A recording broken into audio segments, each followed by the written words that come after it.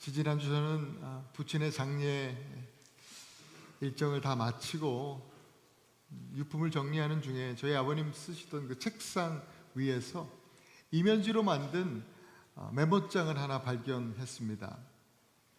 거기 제일 앞에는 천상병 시인의 시구가 적혀 있었습니다. 이런 거예요. 아름다운 이 세상 소풍 끝나는 날 가서 아름다웠더라고 말하리라. 저희 아버님의 글씨입니다. 책상 앞에 이렇게 써져 있는 것을 보고 가슴이 참 먹먹해 왔습니다. 사실 제 기억 속에 저희 아버지는 아름다운 소풍을 즐기기에는 너무나 고단하고 또 투박한 삶을 사신 분이셨기에 마음이 좀 더 아팠던 것 같습니다. 솔직히 고백하자면 저는 어릴 때부터 청년 시기에 이르기까지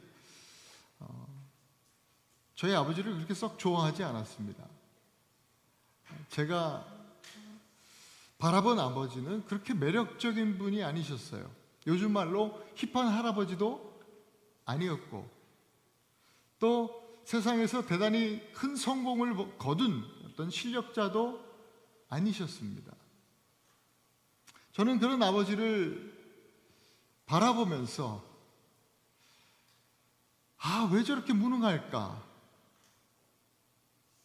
그렇게 생각하며 늘 거절했었습니다.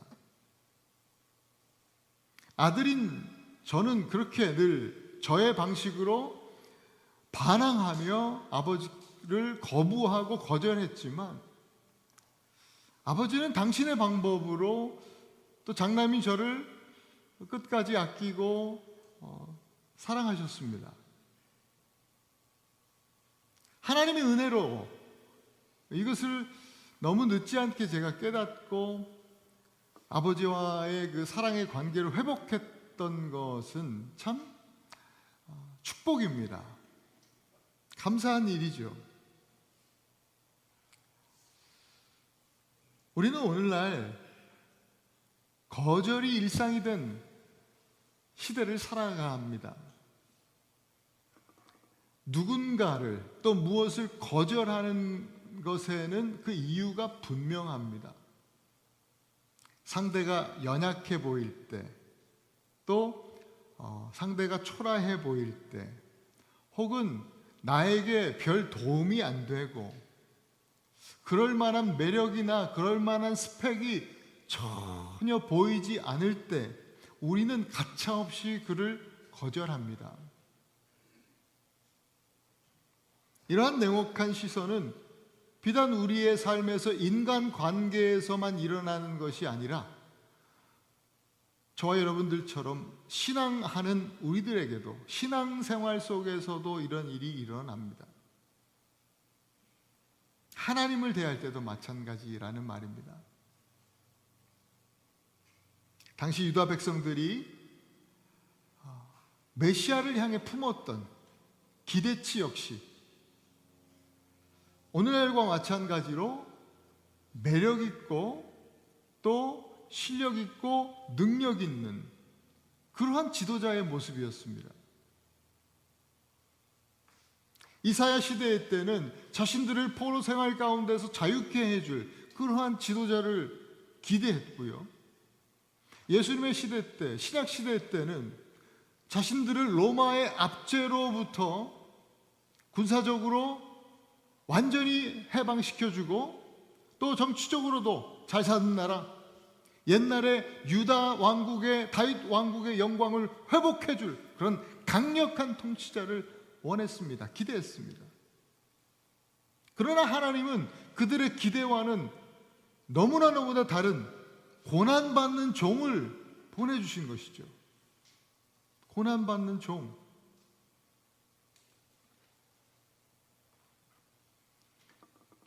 왕이 아닌 종을 받아들일 수 없었던 그들은요, 사람들은, 백성들은 하나님의 구원의 손길을 거절했습니다. 이게 남 얘기가 아닙니다. 사실 오늘날 우리들의 이야기이죠. 세상적으로 친절한 태도는 최대한 유지하면서 중요한 순간에 영적으로는 하나님을 향해서 No thank you, 하나님 감사하지만 거절합니다. 이것이 우리의 신앙인의 오늘날 신앙인의 태도가 아닌가 생각을 하게 됩니다. 친절하게 거절해요. 하나님이 무언가 맡기려고 하면, 무언가 요구하실 때 No thank you, 하나님. 그런데 오늘 이 본문 말씀에서 반드시 기억해야 할 메시지가 있습니다. 첫째로 한번 따라합시다. 안 보인다고 없다 하지 말라. 1절의 말씀이에요. 우리는요, 보이는 것에 익숙한 시대를 삽니다. 수치, 데이터, 결과, 그 다음에 성과, 눈에 보여야 믿고 또 눈으로 확인해야 안심하게 되죠. 그래서 안 보이면 믿지 않습니다. 안 보이면 없다 하고 쉽게 판단해 버립니다. 열심히 우리가 일을 하고 삶을 살아도 변화가 없고 또 갈수록 힘들어지고 학업하고 또 취업을 하고 결혼하고 육아하고 또 사업하고 또 우리의 건강에 우리의 미래에 아무것도 뭔가 보이지 않을 때 그때마다 우리는 어디서 주워 듣긴 들었는데 신은 스스로 돕는 자를 돕는다 하던데 왜 이러지? 전혀 아닌 것 같아. 난 이렇게 열심히 하는데 이렇게 치열하게 사는데 왜 내 미래가 보이지 않는 걸까? 신은 없어. 하나님 안 계신가 보다. 그렇게 단정합니다. 오늘 본문 1절에 보니까 이사야가 말합니다. 우리가 전한 것을 누가 믿었느냐? 여호와의 팔이 누구에게 나타났느냐? 이 말은 무슨 얘기냐면 하나님의 전능하신 팔이 백성들에게 우리 가운데 분명하게 나타났음에도 불구하고 사람들이 우리들이 그것을 전혀 알아보지 못했다 이 말입니다.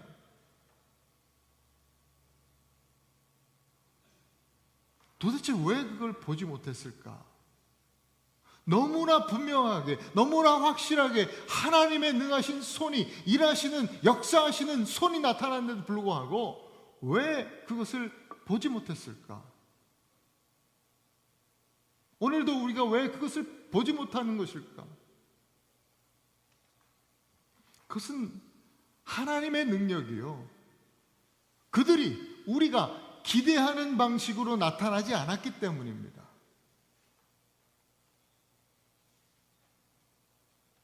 하나님께서 뭔가 일을 하시려고 이 소매를 걷어붙이셨을 때 우리는 사람들은 뭔가 막 우람하고 튼튼하고 하여튼 근육이 쫙 있는 그런 강한 팔을 기대한 거예요. 그런데 그게 아니었던 거죠. 그 팔이 채찍에 맞아서 상처난 팔이었고 살점이 떨어져 나가고 손에 못자국이 난 그런 너무나 초라하고 상처 입은 그런 고난받는 종의 팔이었던 거예요. 저런 팔로 뭘 할 수 있는가? 사람들은 비웃으면서 고개를 돌려 거절했지만 그 상처 입은 팔과 그 손이야말로 못자국 난 손이야말로 온 인류의 모든 죄를 짊어지고 구원을 완성하신 강력한 하나님의 강력한 팔이었음을 우리는 분명히 기억해야 합니다. 출애굽기 6장 6절에 보면 나는 여호와라. 내가 애굽 사람의 무거운 짐 밑에서 너희를 빼내며 그들의 노역에서 너희를 건지며 편팔과 여러 큰 심판들로서 너희를 속량할 것이다. 하나님의 표심팔은요 10가지 재앙으로 애굽의 모든 신들의 심판을 내렸습니다. 그리고 홍해를 가르심으로 말씀하신 대로, 말씀하신 것 그대로 애굽 사람들의 그 압제 밑에서, 애굽 사람들 밑에서 이스라엘 백성들을 구원해 주셨습니다. 분명하게 하나님의 능하신 손으로 하신 일들이었죠. 신명기 33장 27절에도 영원하신 하나님이 내 처소가 되시니 그의 영원하신 팔이 내 아래에 있도다. 하나님의 팔이 어디 있다고 해요? 내 아래에 있도다. 내 아래에 있도다. 여러분이 넘어질 때, 여러분이 쓰러질 때, 여러분의 삶에서 바닥이라고 느끼실 때에 바로 그 아래 하나님, 우리 주 하나님의 팔이, 그 능하신 팔이 여러분을 펼쳐 받아주시고 계신다는 거예요. 이사야 59장 1절에 보니까 여호와의 손이 짧아 구원하지 못하심도 아니요 귀가 둔하여 듣지 못하심도 아니라 이렇게 말합니다. 우리는 넘어졌어도 하나님의 영원하신 팔, 하나님의 능하신 손 위에서 넘어진 거예요.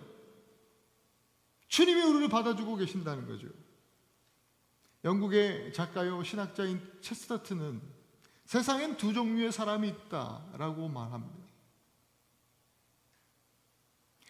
흔들리는 나무를 보고 나무가 움직여서 바람을 일으킨다라고 하는 사람들과 보이지 않는 바람이 나무를 움직이고 있다라고 믿는 사람, 이 두 종류의 사람이라 그렇게 말했습니다. 우리 삶의 고난과 또 여러 가지 풍파가 일어나고 역사의 소용돌이 속에서 오늘날과 같이 이곳저곳에서 막 전쟁 이야기들이 있지 않습니까? 속히 빨리 전쟁이 끝나야 될 텐데 말이죠. 이런 전쟁과 또 사건 사고들이 끊임없이 뉴스를 통해서 들려지는 그런 오늘날 시대 속에 눈에 보이는 그 사건 사고 그 자체, 그리고 그 뒤에서 일하고 있는 인간들, 지도자들의 그 권력층, 권력들, 그런 것들만 보는 사람, 나무가 바람을 일으키고 있다는 그런 생각 속에 사는 사람들입니다. 그러나 눈에 보이지 않는 사건, 이렇게 눈에 보이는 사건 사고 속에서 인간들과 또 그 사건 자체가 아니라 그 배후에 보이지 않는 성령의 바람이 이 세상의 역사를 움직이고 있다. 성령의 바람이 이 세상을 흔들고 계신다라고 믿는 사람이 있는 겁니다. 여러분은 어느 쪽입니까? 어느 쪽에 계십니까? 여러분, 하나님의 팔은요 가장 연약하고 초라한 모습으로 나타났습니다. 세상은, 사람들은 그 팔을 매력 없다고, 또 실력 없다고, 능력 없다고 거부하고 십자가에 못 박아 버렸지만, 하나님은 그 팔과 그 손으로 죄와 사망의 권세를 깨뜨리셨습니다. 그 연약한 팔로 하나님은 놀라운 일을 행하신 거예요. 여러분, 안 보인다고 없다 하지 마십시오. 보이지 않는 주님의 팔이 오늘도 우리들을 붙들고 계시는 줄 믿습니다. 우리 아래에서 받쳐주고 계시고 보이지 않는 곳에서 저와 여러분들을 위해서 길을 만들고 계심을 믿으시기 바랍니다. 두 번째, 한번 따라합시다. 마른 땅이라고 무시하지 말라. 2절 말씀, 그는 주 앞에서 자라나기를 연한 순 같고 마른 땅에서 나온 뿌리 같아서 고운 모양도 없고 풍채도 없은즉. 우리가 보기에 흠모할 만한 아름다운 것이 없도다. 연한 순, 이 연한 순이라는 단어는 히브리어의 요네크라고 합니다. 요네크, 젖먹이라는 뜻입니다. 아주 어린 싹이라는 뜻입니다. 그냥 뭐 발로 밟는 정도가 아니라 손으로 이렇게 꾹 누르면 그냥 죽어버리는 너무나 힘없고 연약한 어린 순, 이것을 요네크라고 합니다. 그런데 여러분, 말씀을 보십시오. 이 연약한 어린 순 요네크가 어디서 나온다 그래요? 어디서요? 마른 땅에서 나온답니다. 이건 요네크가 결코 약하지 않다는 얘기입니다. 마른 땅, 수분도 없고 영양분도 없고 정말 척박한 땅이죠. 생명이 자랄 수 없는 그런 절망적인 토양, 그 마른 땅에서 요네크, 어린 순이 나옵니다. 당시 유다 백성들이 기대한 메시아는요, 너무나 아름답고 고급진, 정말 위용이 넘치는 백향목과 같았어야 했습니다. 그걸 기대했어요. 그런데 예수님은 마른 땅에서 이름 없는 들풀에 요네크로, 어린 순으로 나타나셨습니다. 요한복음 1장 46절에 나다나엘이라고 하는 사람이 나사렛에서 무슨 선한 것이 날 수 있겠느냐, 이런 얘기를 했습니다. 오늘 이사야의 말씀과 비슷한 얘기입니다. 이 촌구석에서, 이 척박한 마른 땅에서 무슨 인물이 날 수 있냐, 뭘 기대할 수 있겠냐, 그런 말인데요. 이것은 나다나엘 이 이야기가 아니라 사실 그 당시에 모든 사람들이 가졌던 일반적인 생각이었습니다. 반듯한 풍채가 있어야 되고, 당시에 또 흠모할 만한, 사람들이 흠모할 만한 그런 스펙이 있어야 하고,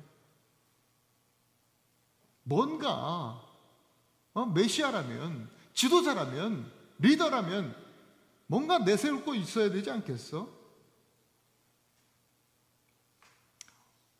오늘날 외모지상주의, 또 물질주의, 성공주의, 그것들로 가득한 오늘날 우리들의 생각을 이 나다나엘이 말해준 것뿐입니다.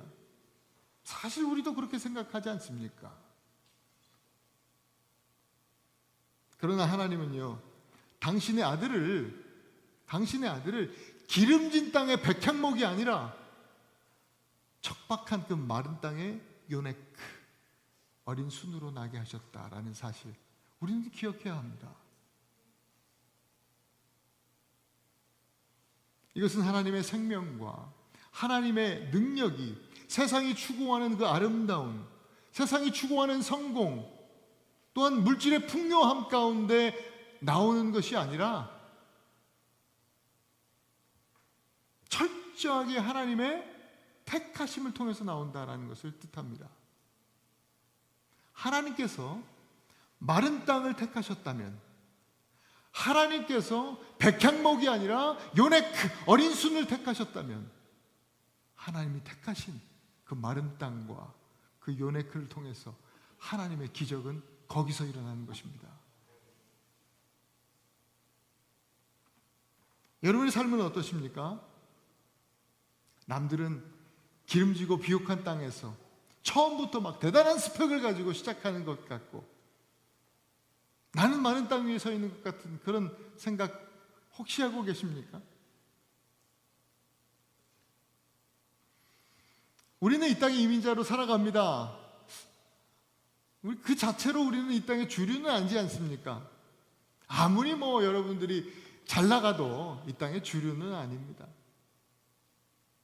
학교에서나 직장에서나. 그들이 선 땅과 우리가 선 땅은요, 너무 다르게 보입니다. 그래서 스스로를 우리는 무시하면서 그 위축함 속에서 살아갈 때가 많이 있는 것 같아요. 저도 그렇습니다. 그러나 세상이 무시하고 거절한다고 해도 여러분은 스스로 마른 땅이라고 무시하지 마십시오. 그리고 옆에 있는 형제 자매들, 이웃들을 볼 때도 마찬가지입니다. 내가 볼 때 마른 땅에 서 있는 것 같은 이웃일지라도 결코 절대로 무시하지 마시기 바랍니다. 하나님은 그 마른 땅에서 요네크, 그 어린 순을, 그 생명을 나게 하신 분이시기 때문입니다. 고운 모양도 풍채도 흠모할 만한 그 아름다움도 어떤 것도 없으신 요네크, 그 예수 그리스도를 통해서 하나님의 생명이 피어나고 지금도 생명의 열매가 맺히고 있는 줄 믿습니다. 우리의 삶이요, 그리스도 안에 있으면 마른 땅에 있는 것 같아 보여도 우리의 삶의 뿌리는 영원하고 마침내 풍성한 생명의 열매를 맺게 되는 것입니다. 마른 땅의 반전이죠. 마른 땅의 역설이죠. 마른 땅에서 시편 1편 3절의 놀라운 역사가, 이 말씀이 성취되는 거예요. 우리 같이 한번 읽어보십시다. 시작. 그는 시냇가에 심은 나무가 철을 따라 열매를 맺으며 그 잎사귀가 마르지 아니함 같으니 그가 하는 모든 일이 다 형통하리로다. 할렐루야. 마른 땅에 계시는 여러분, 여러분의 삶이 그리스도 안에서 형통하게 될 줄로 믿습니다. 마지막으로 다시 한번 따라합시다. 멸시받는다, 언팔하지 말라. 언팔은 unfollow의 약자로 SNS에서 우리 젊은이들이 관계를 끊는다는 의미로 사용되어지는 말입니다. 사용하고 있는 말이에요. SNS 팔로우가 많은 어떤 스타가, 인기 스타가 있는데 그가 정말 전 국민적인 공분을 사는 나쁜 짓을 했어요. 사고를 친 거예요. 돌이킬 수 없는. 사람들은 이제 그를 기뻐하지 않아요. 그의 말을 들으려고 하지 않고 그를 보려고 하지 않습니다. 그를 팔로우 해봐야 나만 평판이 깎이고 손해를 볼 테니 매몰차게 그를 언팔하고 관계를 끊어버립니다. 이것이 오늘날 관계의 구조입니다. 우리 현대인들은 재미없어서, 도움이 안 돼서, 내가 기대했던 것과 다르고 기대와 달라서 내 이미지가 깎이니까 여러 가지 이유로 언팔합니다. 어쩌면 우리는 이 SNS 세계에서만이 아니라 우리 신앙생활에 있어서도 이와 같이 해요. 기도 응답이 없으면 언팔. 예배 드리는데 재미도 없고 은혜가 안 되고 언팔. 내가 열심히 헌금을 하는데 도대체 집값은 왜 떨어지는 거야? 내가 그렇게 11조도 하고 감사헌금 그렇게 드렸는데 주식이 반토막이 나네? 에이, 언팔. 오늘 3절 말씀이 바로 그 말씀입니다. 3절 말씀. 같이 한번 읽어보실까요? 그는 멸시를 받아 사람들에게 버림받았으며 간고를 많이 겪었으며 질고를 아는 자라. 마치 사람들이 그에게서 얼굴을 가리는 것 같이 멸시를 당하였고 우리도 그를 위해 귀히 여기지 아니하였도다. 여러분, 예수님께서요, 오병이요 떡 5개와 물고기 2마리로 남자만 5천을 먹이셨을 때 사람들은 우와 하면서 예수님을 많이 팔로우했습니다. 예수님을 따라가기 시작했어요. 또 예수님이 가는 곳마다 수많은 병자들과 귀신 들린 자들을 고치시고 또 그들을 일으켜 세우실 때에 수많은 사람들이 요즘 말로 하면 좋아요 누르고 예수님을 더욱 많이 팔로우했을 겁니다. 그리고 예수님이 심지어 죽은 나사로를 살려내실 때, 와, 저분이 진짜 메시아인가 보다, 우리가 기다리던 메시아인가 보다, 그러면서 예수님을 쫓았습니다. 요한복음 6장 2절에 그렇게 기록합니다. 큰 무리가 따르니 이는 병자들에게 행하시는 표적을 보미러라. 그들이 예수님을 팔로우한 이유가 뭡니까? 표적을 보았기 때문입니다. 기적을 보았기 때문입니다. 자기들이 뭔가 이익이 있으니까 예수님 따라다니면 나에게도 이런 일이 일어나겠지. 그래서 예수님 따라간 겁니다. 그런데요, 그렇게 오래 가지도 않습니다. 요한복음 6장 66절에 가면 이렇게 기록하고 있어요. 그때부터 그의 제자 중에서 많은 사람이 떠나가고 다시 그와 함께 다니지 아니하더라. 어느 순간에요, 그렇게 열광하며 예수님을 따르던 사람들이요, 예수님을 엄판하고 떠나버리는 겁니다. 어느 순간이겠어요? 그러면 성경을 자세히 보시면 예수님이 십자가에 대해서 내가 십자가를 지어야 될 것이다, 그리고 저와 여러분들 우리들을 향해서도 십자가를 치라고 말씀하시는 그때부터 사람들은 예수님을 엄판하고 떠나기 시작했습니다.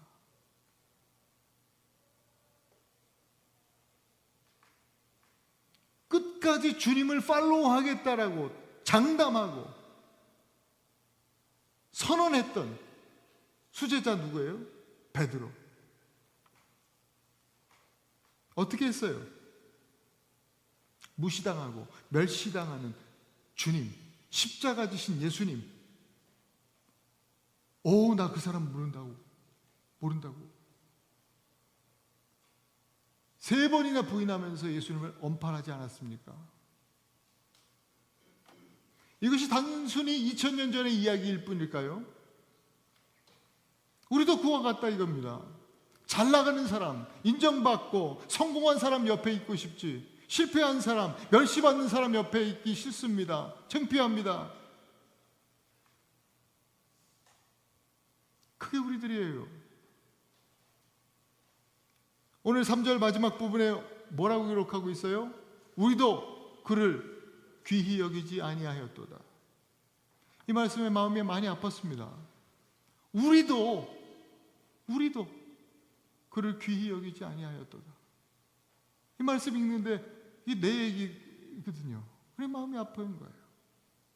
귀히 여기지 않았다라는 말은요, 계산에 넣지 않았다 이 말이에요. 예수님을 계산에 넣지 않았다는 거예요. 우리가 학교 갈 때, 취업할 때, 공부하고 연애할 때, 결혼할 때, 자녀를 키울 때, 여행할 때, 살아가는 모든 삶의 순간에 예수님을 계산에 넣지 않았다, 예수님을 생각하지 않는다 라는 거예요.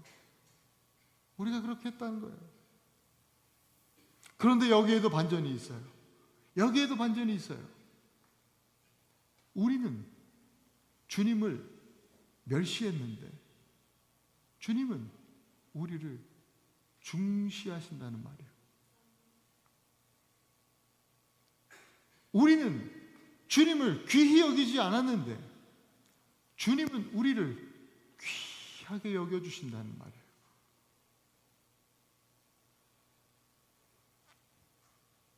우리는 주님을 싫다고 엄팔하며 떠났는데 주님은 끝까지 우리를 싫어버리지 아니하신다는 말씀이에요. 이게 성경의 이야기고, 이것이 이사야를 통해서 분명하게 예언되고 선포된 말씀이에요. 이사야 41장 9절 10절 말씀을 우리 같이 한번 읽습니다. 시작. 내가 땅 끝에서부터 너를 붙들며 땅 모퉁이에서부터 너를 부르고 내게 이르기를 너는 나의 종이라. 내가 너를 택하고 싫어하여 버리지 아니하였다 하였노라. 두려워하지 말라. 내가 너와 함께함이라. 놀라지 말라. 나는 너의 하나님이 됨이라. 내가 너를 굳세게 하리라. 참으로 너를 도와주리라. 참으로 나의 의로운 오른손으로 너를 붙들리라. 할렐루야. 우리 사랑하는 에나바하니 교회 성도 여러분, 안 보인다고 없다 하지 마십시오. 보이지 않는 주님의 팔이, 보이지 않는 주님의 팔이 이 보이는 세상의 그 어떤 능력보다 강하신 줄을 믿으시기 바랍니다. 주님은 오늘도 그 강한 손과 펴신 팔로 우리를 붙들고 계십니다. 여러분, 오늘 넘어지고 쓰러졌어도 힘을 내시고 더욱 소망을 가지실 수 있길 바랍니다. 우리 아래 주님의 펴신 팔이 있음을 믿고 말이죠. 그리고 마른 땅이라고 무시하지 마십시오. 하나님은 사람들이 거절하고 무시한 그 마른 땅에서 연한순, 요네크를 일으키시는 분이십니다. 바로 예수 그리스도죠. 우리도 예수 그리스도 안에 있으면 마른 땅의 요네크 같은 그런 인생일지라도 생명의 열매, 형통의 열매를 맺게 될 것입니다. 그러니 스스로 또한 이웃들도 마른 땅이라고, 어린 순이라고 무시하지 마시고, 여러분 본인도 귀히 여기시고, 또한 우리 옆에 있는 형제자매들, 이웃들도 귀히 여길 줄 아는 그런 성도들 되실 수 있길 바랍니다. 그리고 멸시받는다 엄판하지 마세요. 하나님은 우리의 시도 때도 없는 멸시와 거절 가운데에서도 두 팔을 벌려서 안아주시면서 귀하다, 귀하다 말씀해 주십니다. 하나님의 강한 팔, 마른 땅의 요네크, 멸시받는 그 왕, 그분이 바로 예수 그리스도입니다. 예수님이 기꺼이 거절당하셨기 때문에 우리가 하나님 앞에 받아들여진 겁니다.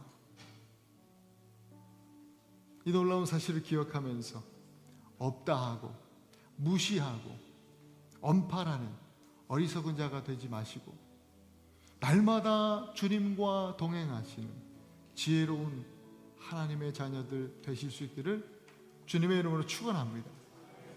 오늘 이 시간 같이 한번 말씀을 붙들고 잠시 기도하십시다.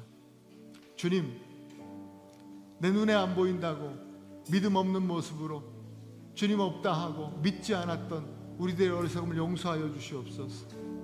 없다고, 안 보인다고 없는 것이 아니라 오늘도 보이지 않는 강하신 하나님의 손이 나를 붙들고 계심을 이제 믿습니다. 주님 함께하여 주시옵소서. 마른 땅이라고 무시하는 우리가 되지 않게 하시옵소서. 내가 마른 땅에서 어린 순 같은 그런 인생일지라도 스스로 무시하지 않고 존귀히 여기고 날마다 주님과 동행하면서 나뿐 아니라 우리 옆에 있는 형제 자매들도 귀히 여길 줄 아는 내가 되게 하여, 우리가 되게 하여 주시옵소서. 주님, 멸시받는다고 엄팔하는 것이 아니라 끝까지 주님 나를 붙들어 주신 것처럼 이 땅에 거절받으신 예수 그리스도 주님을 끝까지 팔로우하며 따라가는 주님의 제자 되게 하여 주시옵소서. 우리가 오늘 말씀 붙들고 같이 한번 기도하십시다. 기도합니다.